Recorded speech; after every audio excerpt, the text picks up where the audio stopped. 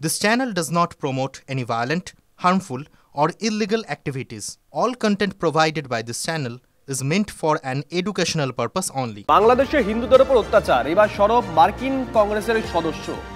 বাংলাদেশের অন্তর্বর্তী সরকারের উচিত সংখ্যালঘু হিন্দুদের রক্ষা করা দাবি মার্কিন কংগ্রেসের সদস্য ব্র্যাড শেরম্যানের। সুমন আমাদের সঙ্গে রয়েছেন, আমাদের সহকর্মী সুমন। আর কি দাবি করা হয়েছে মার্কিন এই দাবির পর? এটা তো খুব পরিষ্কার যে বহির্বিশ্বে ক্রমাগতই বাংলাদেশের চাপ বাড়ছে।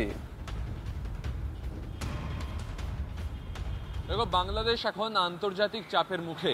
তোমার মনে থাকবে শুভজিৎ যে ব্রিটেনের কিন্তু সংসদের দুটো কক্ষে বাংলাদেশ নিয়ে আলোচনা হয়েছে।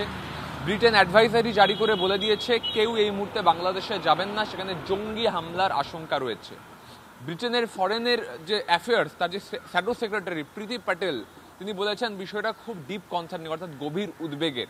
ব্রিটেন থেকে ক্রমাগত চাপ বাড়ছে বাংলাদেশের উপর। এবার আমেরিকার মুখপাত্র তিনি পরিষ্কার করে জানিয়েছেন যে ফান্ডামেন্টাল রাইট অর্থাৎ মানবাধিকার তা বাংলাদেশে লঙ্ঘিত হচ্ছে, তা কোনো মতেই লঙ্ঘিত হওয়া উচিত নয়। পাশাপাশি মার্কিন কংগ্রেসের সদস্য শেরম্যান তিনি বলছেন যে হিন্দুদের সেখানে রক্ষা করা উচিত, প্রয়োজনে ইউনাইটেড নেশনসের উচিত নিজস্ব তদন্ত কমিটি বানিয়ে সেখানে তদন্ত করা যে সেখানে সংখ্যালঘু হিন্দু এবং বুদ্ধদের উপর কি অত্যাচার চলছে। স্বাভাবিকভাবেই বহির্বিশ্ব থেকে ক্রমাগত চাপ বাড়ছে বাংলাদেশের ইউনিট সরকারের উপরে। যেভাবে আমেরিকা, ব্রিটেন, ভারত পরের পর বিবৃতি জারি করছে এবং প্রকাশ্যে চলে আসছে পুরো বিষয়টা, বাংলাদেশ কিন্তু চাপে পড়ছে, তা বলাই বাহুল্য।